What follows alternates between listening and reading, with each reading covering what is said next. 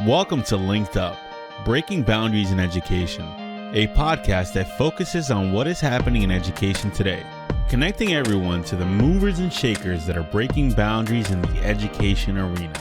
All right, Jerry, we have this world now where there are so many different opportunities to be in other worlds. And I want to dig into that a little bit more today with our dynamic, fantastic guest.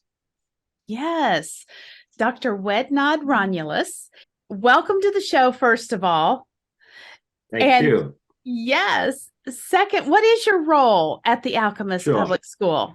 All right. It's interesting you put it like that. Actually, I love it. I founded the Alchemist Club Studios a long time ago. Quite honestly, since 1999, I've been pushing this idea that education must change in a dynamic way. I work for New York City Board of Education as a STEM educator. So what I've been able to do is to take that idea of the Alchemist Club Studio and kind of embed it in New York City Board of Ed to test that idea. And for over 20 plus years, I can honestly tell you, it has come to fruition. I have learners, kids who pass through the Alchemist Club Studios who are sitting at Harvard, Yale, Princeton, all the top schools in the nation and beyond. So we're doing the work, and I'm looking forward to talk about about Metaverse and the next chapter where we're heading in education.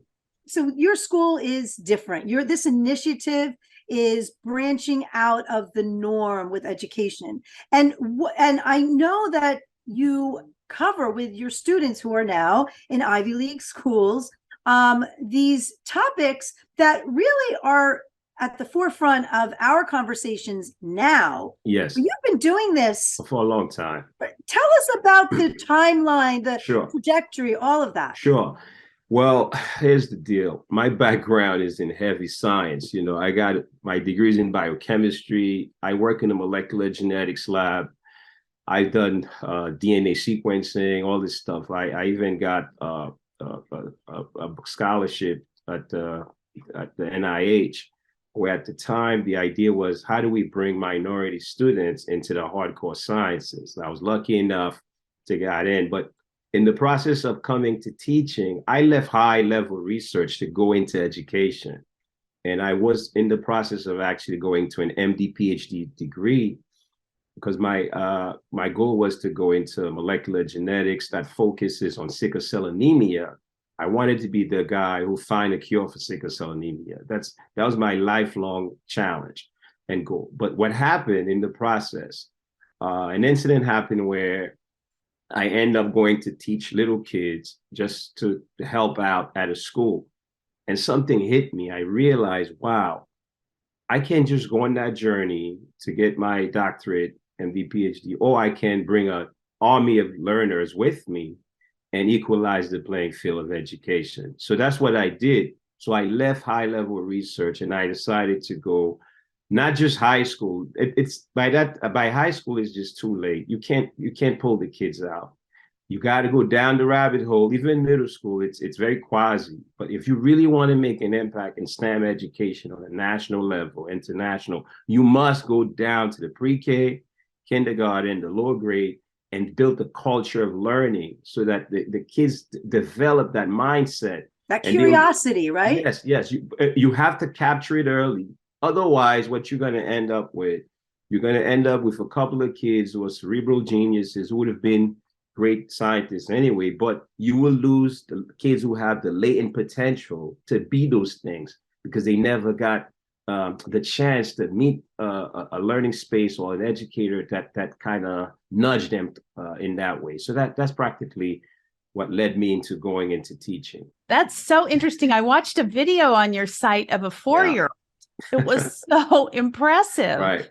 The work that they're doing. And really their brains aren't molded yet to shut out ideas. They're just so open and ready to learn. No fear, right? They can be those risk takers that we all should be, right? They have that. They have that curiosity. They have that risk-taking mindset. There's no fear. No fear. But I guess what you're saying is you're taking them from that early, that natural innate ability that they have to do that, but then you're cultivating that throughout the years where normally those drop Down, right. right. Exactly. Yep. And so now you're keeping them because you have these kids. How does it work? Do you have Here's what I do. I wanted to create a pipeline because the problem we have in education, sometimes a teacher might mean well. You started off in your class. When your kids graduate, everybody hug and kiss and cry. You may never see the kids again. But in my case, that's not, I wanted a continuity. So what I did, I created the Alchemist Club Studios in such a way, we have a portal where all the kids are in touch with me. I have thousands of kids. And I wanted to create it in a way where, for example, if I have a kid in elementary school, right, by the time that kid graduates, is in middle school and then go to high school, I wanted a chain effect. So if one of my kids in middle school needed help, or guidance, or a peer to help them in anything they're going through, social, emotional, or academic, they can have a bridge they can depend on. So that's what I've been doing. So let's say I have a kid right now in junior high school who's going through a rough patch. They can just call one of their fellow alchemist brothers and sisters and have a conversation, because it's a dynamic learning space we have where everyone is together as a network. And the reason why this is important, especially in this day and age, what I've observed is that we're moving into this new space. We call it the metaverse, but what we're really going into is what I would call a creator economy space, where real soon, unless a person has these high skills to be ready for this digital market that's ready here, you're going to find yourself in a lot of trouble. And education is just not keeping up with the time. So as far as the metaverse, the Web3, I mean, look at New York City Board of Education, the largest school system in the nation. There's no one in there that's doing anything related to where education is heading in the world these kids are going to enter, the job market that's already here. No one is doing it. But in the Alchemist Club Studio, we are doing it. That's why we started like that. I have kids who can code in Python. You could give them these AI kit. Google built this voice and vision kits where the kids literally program these systems and understand them. They can go to the Google Cloud platform and they understand how to use this thing. Let me add one more thing. How is it possible you can get an elementary school learner to do that? Well, here's the deal. These kids are on Roblox building these worlds. They're on Minecraft. They're on Fortnite.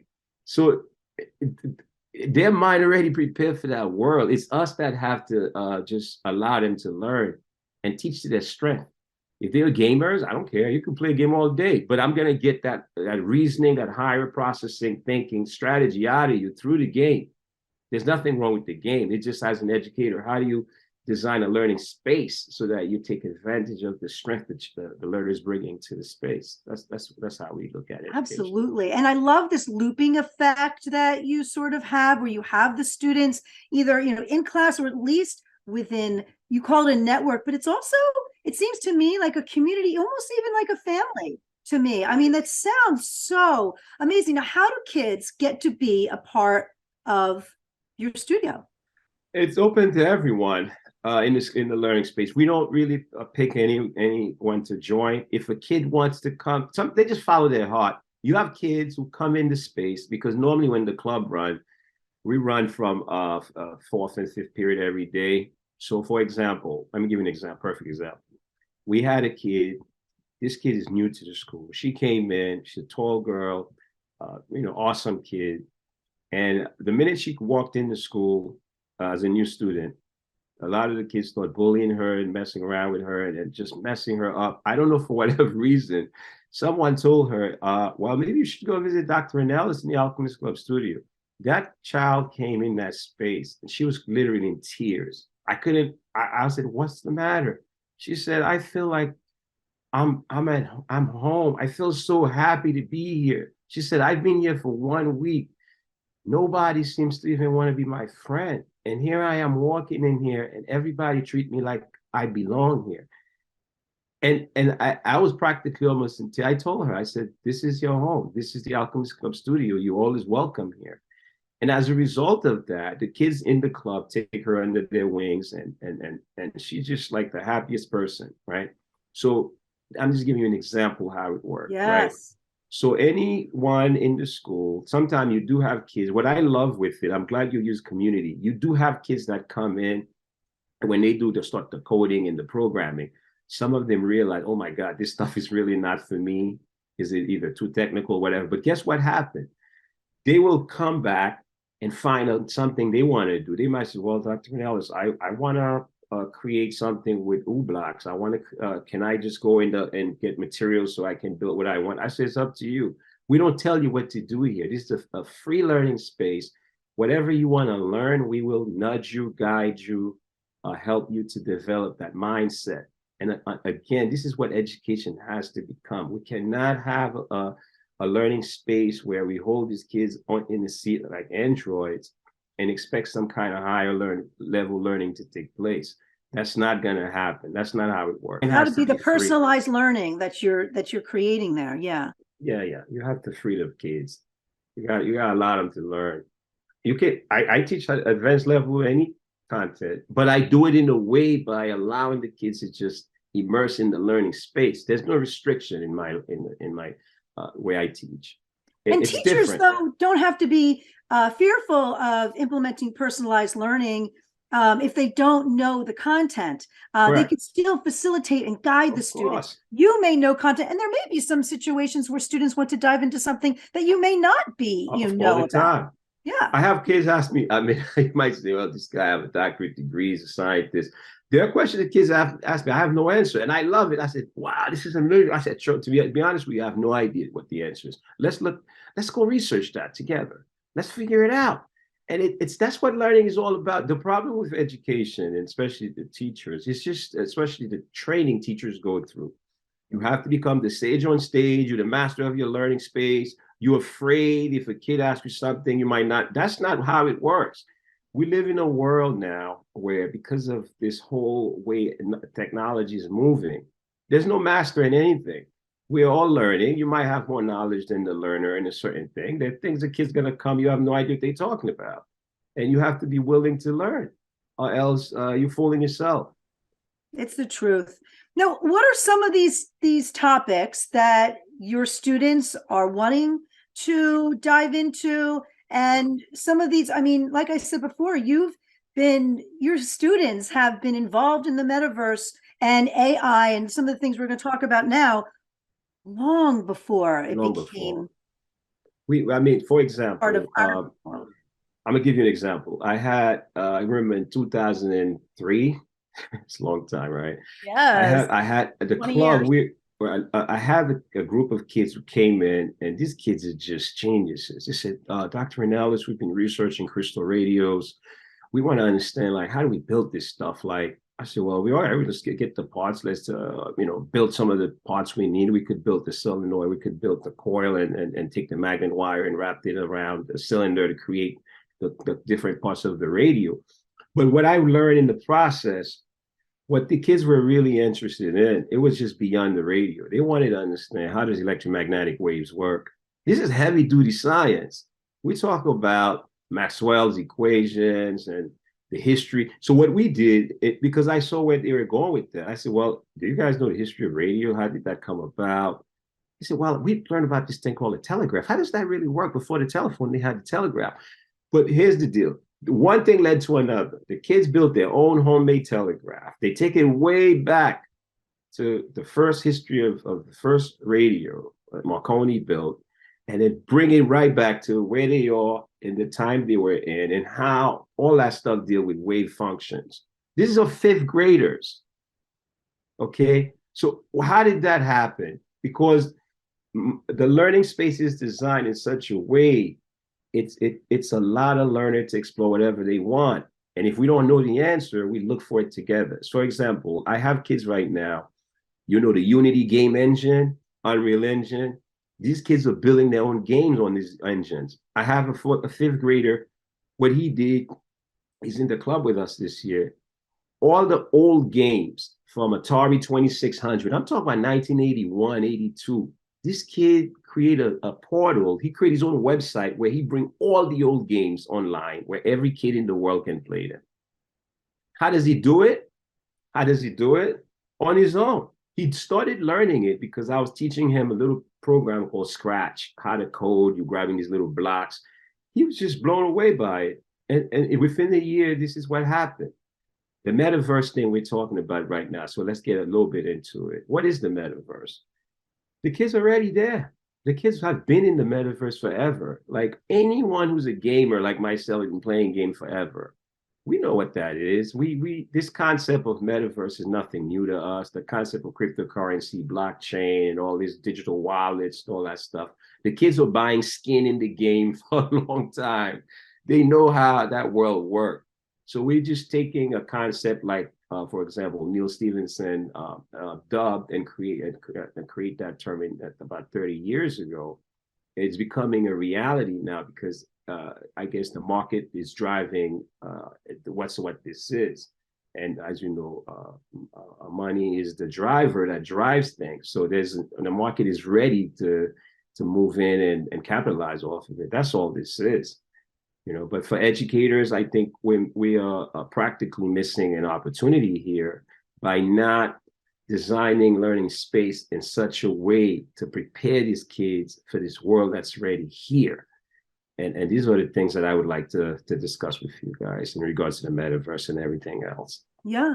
I mean, VR, I know in education, we started doing this about 6 years ago, 5 years ago, but then I don't know if it was cost prohibitive because you needed, certain types of technology. And then it's sort of like, and it was almost like this extra thing and not like you're talking about like embedded naturally. So what is your suggestion for not letting it just drop off, but how do we integrate it immersively?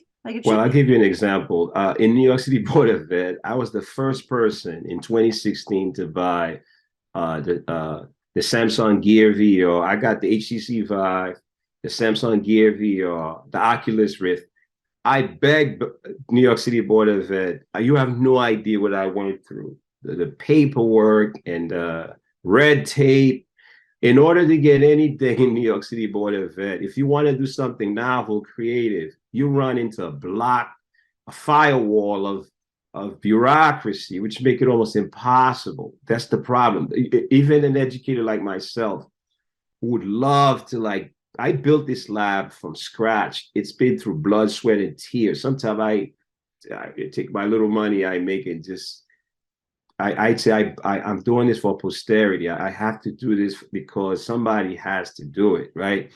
But what happened, to answer your question, Jamie, when it comes to these hardwares like the VR, AR, and all those gears, there's a fear factor too, because there's a learning curve. And most of the time, nobody's want to learn anything. People just want whatever works, the same old way we're teaching the kids. Let's get the show going. For example, if it wasn't for COVID came and dragged education along. We would have been the same place where we are. Right after COVID supposedly die off, which we know is still here, a lot of people want to go back to the same old way. They don't even want to use even Google Classroom. It's a shame. If you get educators to just apply the tech, and the kids, this is how these kids learn these days. You're not going to get no kid in front of a classroom for 5 hours staring at the board. It doesn't work like that anymore. They'll plug out and nothing is happening. Yes, they did, but you're looking at a dead space. There's not much learning happening. Education has to change. We have to embrace the technology, and we have to be willing. Educators have to be willing to learn. That's what it means to be an educator. A teacher, you're a learner forever. If you're not willing to learn, and you're in the wrong field. Right. And when you talk about the fear factor, that's mainly the adults, correct? Yes, of course. Yes. And how can we bring them along to get past that fear factor?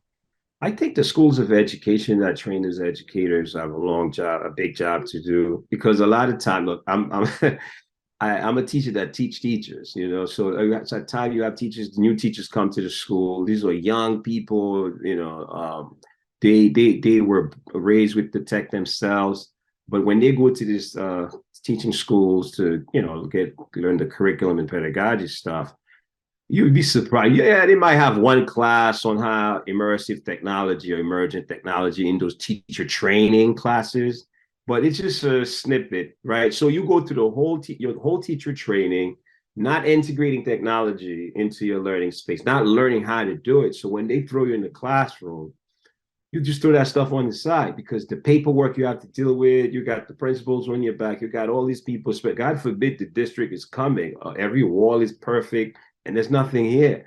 It's just pure nonsense. So how do you change that narrative? It's just, I think things like what I'm doing here, like this interview we're doing, this is going out into cyberspace. I wish everyone would listen to this and be motivated by it, and let's create a new world. It's possible, and changes are coming, and we're doing it. Some of us out here are doing it. Me, myself, right now, let me share with you guys what I'm building. I'm building what I call a decentralized education portal via the blockchain networks. Yeah. I'm creating a system, for example, where any kid anywhere in the world, I don't care where you are going to get the same content, the same knowledge, the same access to information. So what we have done is practically flatten the world. We have proven Christopher Columbus wrong.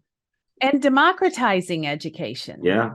So that everyone, everywhere can have it. Yes. Yes. I love that. What COVID showed us is possible. Google Classroom, overnight, Google had billions or close to 1 point some odd billion learners on Google Classroom. Can you imagine the scale? At the height of COVID, the whole world shut down. There's a graph they have. They show you the impact of what that did to education. And I know the United Nations has this massive Jamie, I'll look for it and forward it to you so you can look at that data. When I saw it, it woke me up. I said, oh my goodness, this is it. Jerry, I said, this is it. This is it. This is the moment we were waiting for to show that it's possible where, like you said, we can democratize education. Everyone should get a fair chance. That's all. Give everybody a fair chance. Those who will rise to the top, they will. At least allow the world the fair chance. And technology is going to flatten the world. And that's what we're doing. Exposure, yeah, absolutely. 100%, 100%. So now we're in this controversy of AI, and I know you and your students have been, and when you really look at AI, we all have been using it in some way, shape, or form, right? It's there, but now it's sort of in our faces, and I think it's that fear actually that's kind of bringing it to these conversations. But how do we alleviate that fear? How are you leveraging? Have you been using it in the classroom, and how can it be leveraged in general? I love this question. Let me give you a perfect example. Right now, let's say I take a 5th grade student or 4th grade student. One of my kids, I give them the Google AIY kit. What is the Google AIY kit? The Google AIY kit is a voice kit. You'll have your Amazon Alexa or the Google Assistant. But here's the thing. The kids in the lab, we built this system from scratch. The kids build their own, like Amazon Alexa, and they code it and they program it. But guess what, Jamie? Once they finish to build it, they can ask it any question. This whole thing right now with ChatGPT and everybody's running scared, like the Martians are coming. What's happening here is, again, educators, I'm a teacher, and educators don't want to change. The same old method, a kid come to college, you give him an essay and all this stuff. This is not how the world works anymore. And you cannot shut off the system to say, well, because the ChatGPT can write the essay for the kid, it's game over for education. No, that's not what it means. What it means as an educator, this is a chance now for you to now teach higher level cognitive reasoning skills. I don't care if my kids go and use ChatGPT to write the essay. As a matter of fact, I want them to. Because what happened when they come with that essay in the class, we can have Socratic discussion now, go deeper into the content, the knowledge, and to help them to understand the higher level of meaning behind the writing piece they've done. For example, let's say I give a kid an essay on Gettysburg, one of the bloodiest warfare in the Civil War. Beautiful. You get ChatGPT to write your brilliant essay. I would love that. We can have a conversation based on what happened during that battle, what led to that. That's a turning point that kind of even changed Lincoln's heart. It was such a painful experience what happened in Gettysburg in American history as far as the Civil War is concerned, right? So for me, a case like that is perfect for the AI. The AI is what? It's all of the knowledge that we have, trillions of data pieces all over the internet. These systems are able to bring it all together and juice it out and create something and give it to you in an essay. There might be errors there, mistake, but Google, OpenAI, Microsoft, they fixing these kinks. But education has to go that way, and that's exactly what's going to happen. For people like myself, I'm telling you guys, I welcome the AI, and the AI is here. My kids are building this AI, and this is it. The job of the future is they're gonna have those jobs.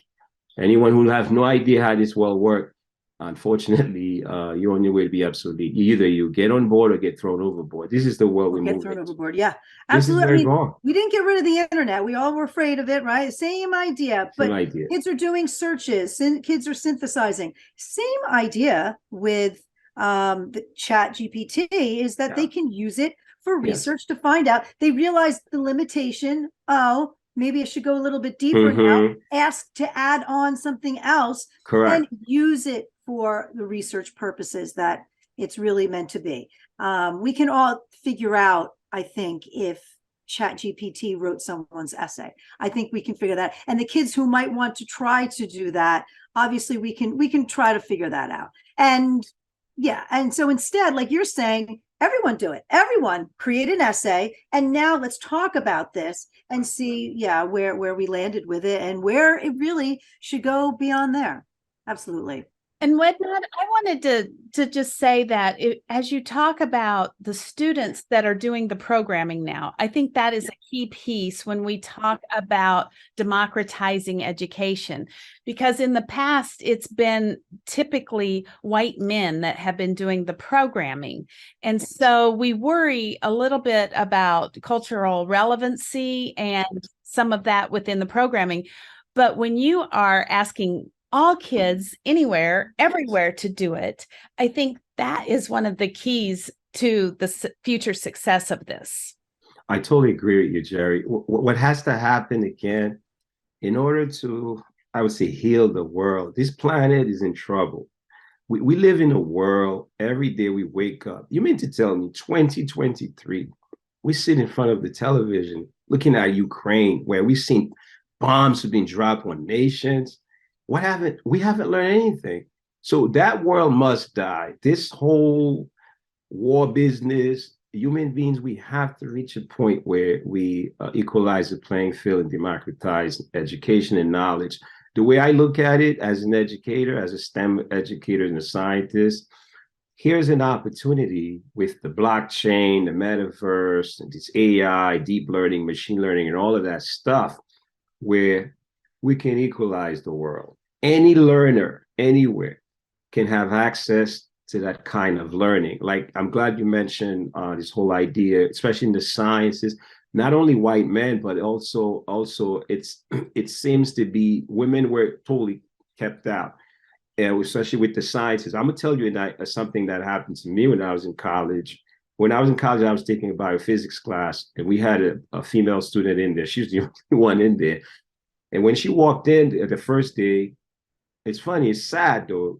Everybody was looking at her. Why? What is she doing here? And I was shocked by it. And it's always kept my heart open to, this is a big problem we need to fix. That's why in the Alchemist Club studios, it's all about girl power in there, because most of the time it's the girls who really push up and hold the club together. So my thing, I'm really big on equalizing this thing when it comes to science, to involve girls early, right, into science, get them into the STEM.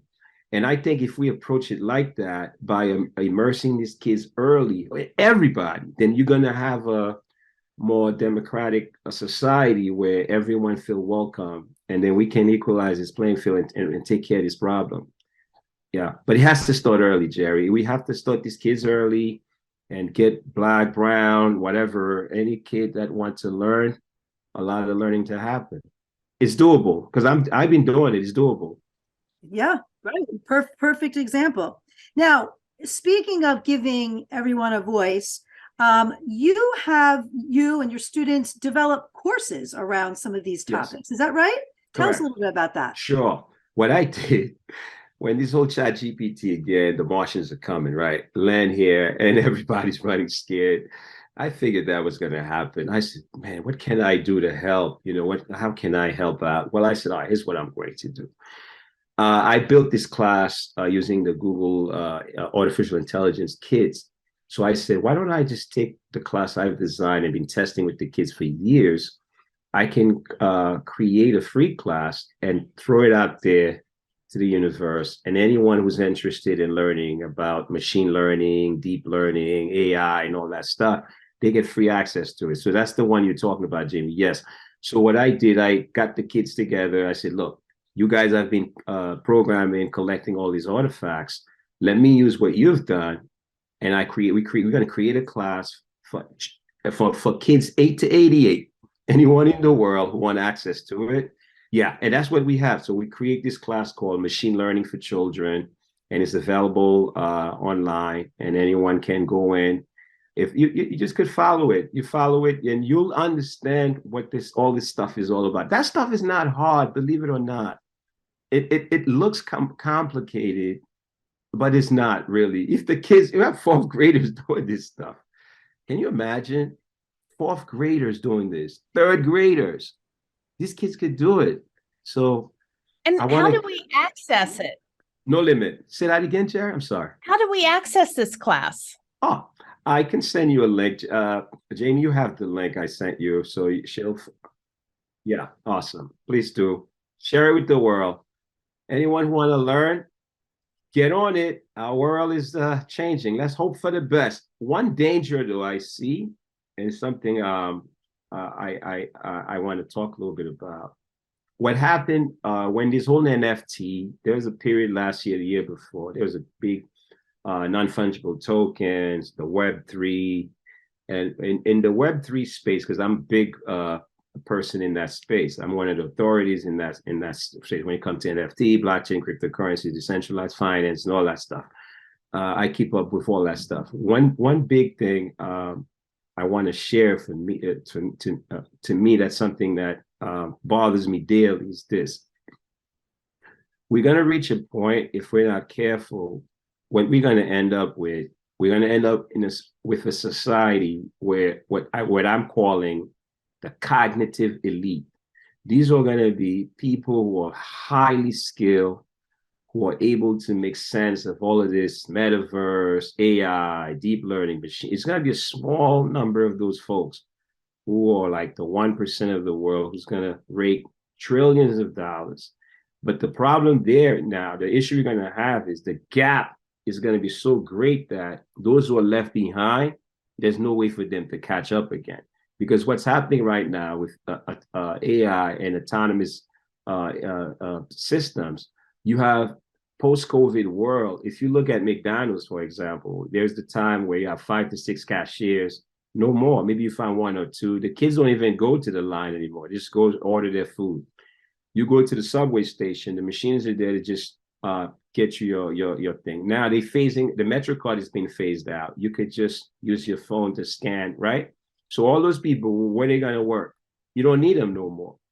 Even the trains, the only reason the conductor is there is because of the unions and things of that nature. In a few years, the AI will do a better job. It doesn't need a bathroom break.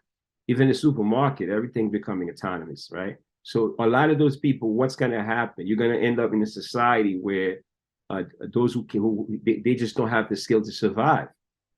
They just, where they're going to work, because you don't need people to do those works anymore. Even the Amazon floor where Amazon do all of this stuff. The way Amazon work, at the floor where all the packages are getting divided, it's all AI, it's all machine that run that floor. There's no human interaction at all.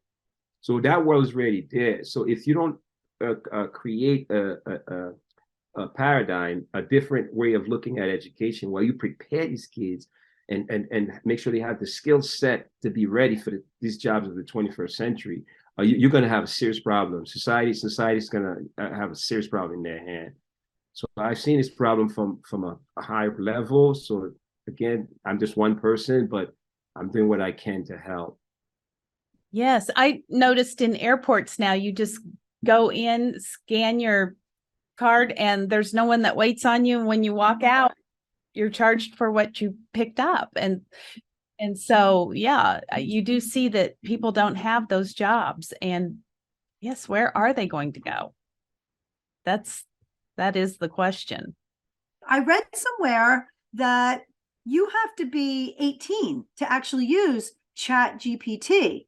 Anyway, so we have this whole like question about using it in the classroom, but I think there is a restriction, age restriction. But you've been talking about another AI product from Google. What is that? Yeah.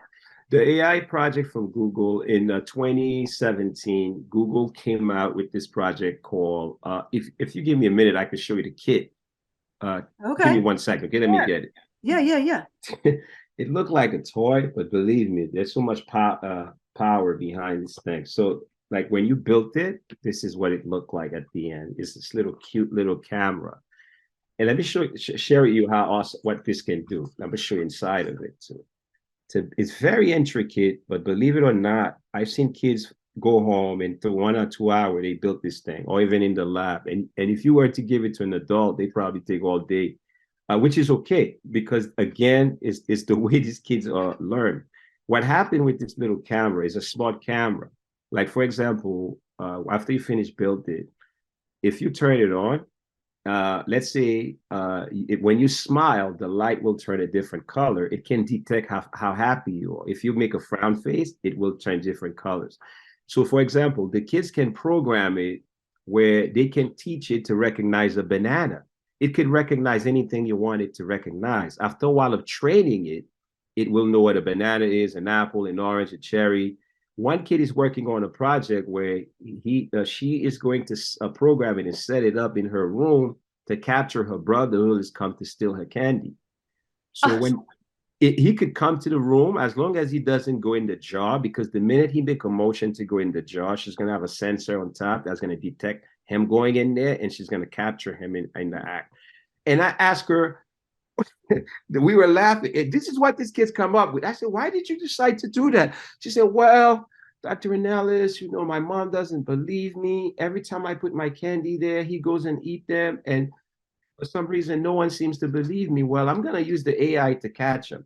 So this is the world we are moving towards. So if this kid can set that up, these are the engineers of the future. This is what I'm trying to get at. So why not allow this work to happen? As far as the age restriction with ChatGPT, these kits, I want to talk about it. This kit were designed for tankers, people would like to play around and build things.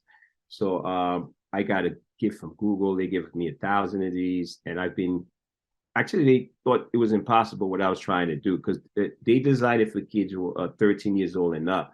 I wrote a proposal to them, tell them, well, give it to me. I'll show you. You could get kids who are 10, 11 years old to do it. Google told me it was impossible, and I got my work published, and we've been ever since their best friend. But regarding Jamie, your question with ChatGPT, that narrative is gonna die with this 18-year-old business. I'm gonna tell you why. Who owns ChatGPT? Who spent billions of dollars on it? Microsoft did, right? And what is Microsoft selling? Products for education. So what they're going to do, they're going to just bring it down and integrate it into all of Microsoft products. So there you go, problem solved. Gotcha. So it's going to be embedded into their other products. Yeah. That's how the game is. And the problem you're having now, people worried about ChatGPT, they have no idea what's coming. Google is the grandmaster of these AI, deep learning, machine learning. And what Google have this thing called LaMDA. This thing is a beast. This system, it's so powerful. I mean, I'm scared of what's coming here. We're gonna have an AI warfare out here between Microsoft, OpenAI, Google. Wait till Facebook get in here, and then you have Amazon and you have NVIDIA. We are entering a new world where the world we know is about to change completely. And for education, again, something has to change. We cannot just sit here and have all this high-level tech changing, the market force driving it, and then education just remain as is.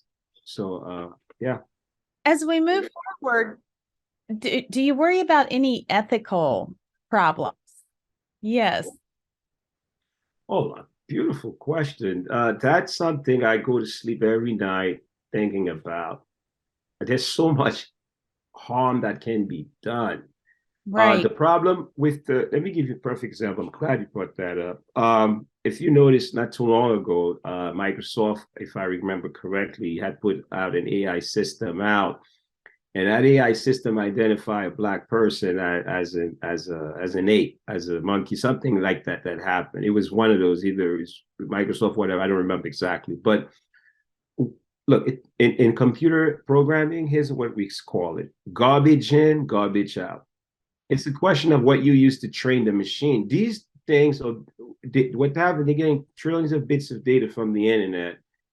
We human beings, our biases, all of the stuff that we are the one who's teaching the machine to, because is using the data we produce. So what has to happen, again, you have to equalize the playing field. The data sets that's going to be used to train this system have to have data from everybody, and it has to be designed and engineered in such a way you minimize its biases. Otherwise, you're going to end up in a dystopian society. Yes, I those things. And another reason, Jerry, that's why I start early to deal with that, because when the kids start to learn how to program these machines, and the kind of culture I instill in them, the narrative in the lab is do no harm. We are here to help and heal the world. So my little alchemists that are going into the world, they will know you could use this technology to rob a bank or make sure people money is safe. And I pass my heart and knowledge to them to do good. So that's one way I look at it. So ethics is part of your class all the time. Yeah. All the time. That's why I do this, because if you again, ethics also, Jamie, you have to start ethics early. Morality, the idea of knowing right from wrong. Children those values have to be instilled in them early. And one way to do it for me, because I see where the world is going, this AI and all that stuff, the machines that's coming of the future, those kids have to learn them, master them, understand them, and program those machines to also develop those characteristics. But again, you got to start early. And I'm gonna leave you with one quote that you're gonna be shocked from what I'm going to tell you. In 1872, there's a famous person in England called Samuel Butler. Samuel Butler wrote a book called Drawings Amongst the Machines. We talk about 1872 here. And he wrote another book called Error. In that book, Drawing Against the Machine, at the time, remember, this was at the height of the Industrial Revolution in England, where you had all of these different big factories producing all of this stuff. Even back then, this genius had the foresight. He said something you're going to be shocked. He said there's going to come a time when machines going to have machines going to have babies. Machine will produce other machines. People thought he was insane, but that's exactly what's happening now. Let me give you an example, not to scare you.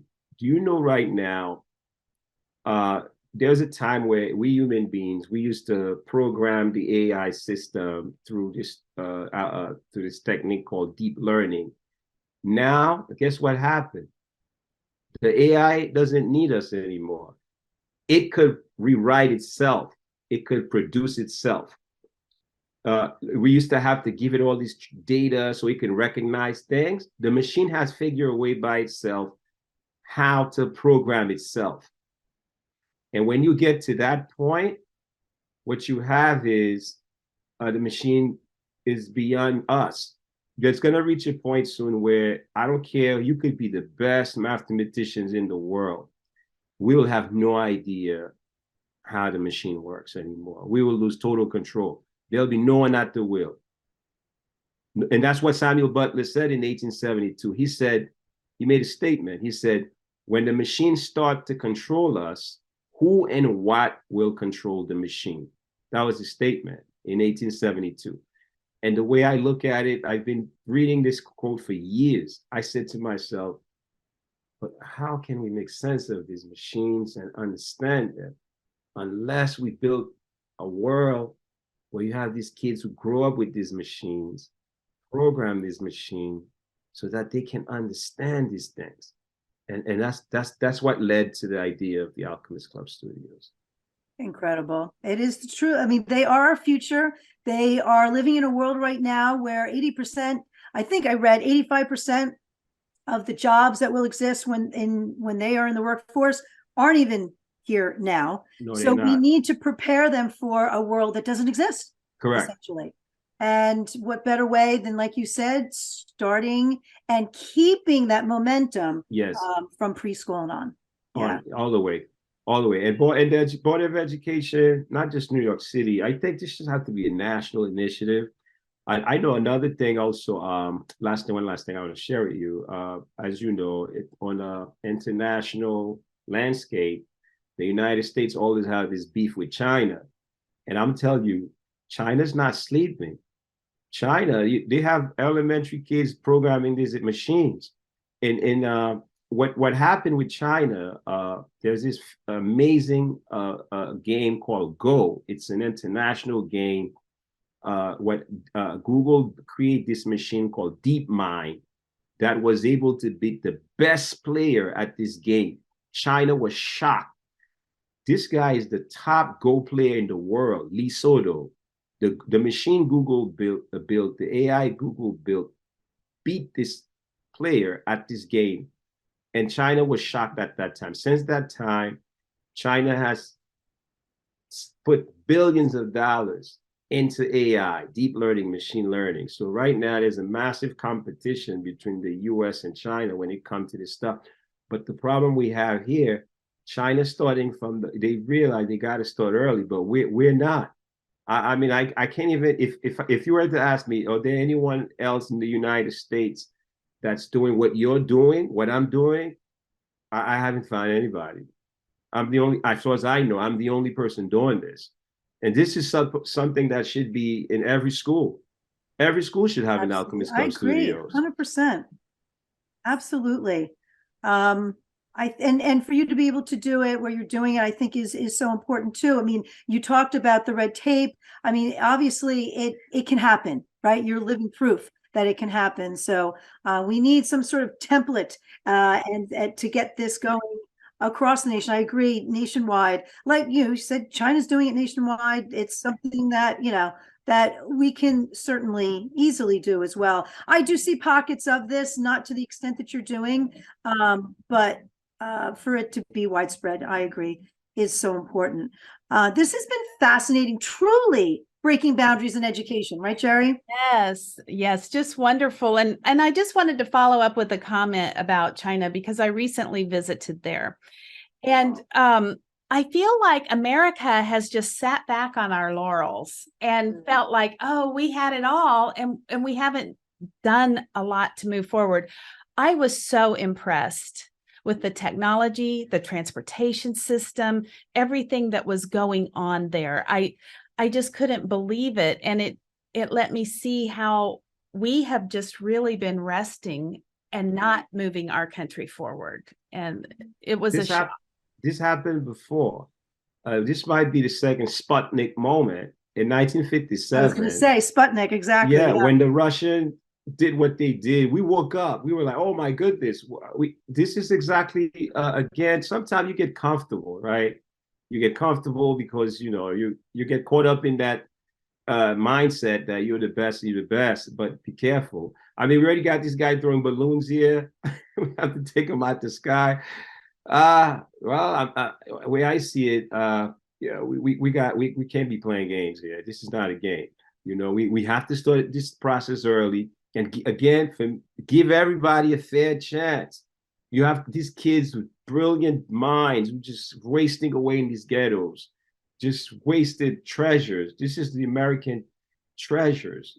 Why not allow these kids to bring this country to its true principles? And we got to do better. And otherwise, it's a hard sell.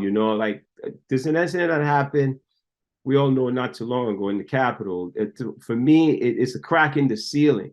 We have to be careful here. Or are we going to find ourselves in a very serious problems?